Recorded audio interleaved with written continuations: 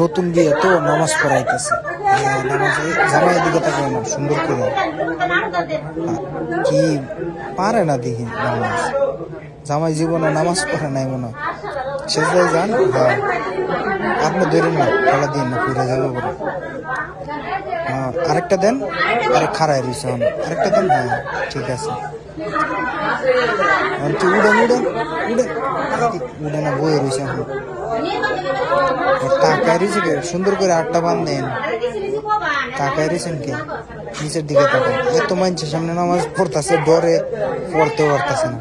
সুরা কইতেছে, সুরা কয় না কি করতেছে আল্লাহ। হ্যাঁ, নামাজ পড়েন। আরেকটা দেন। এই তো কেডা কই নামাজ পড়লেন। এই বোন উঠতে হবে আবার, খালি উঠলেই আবার আসে রে ভাই।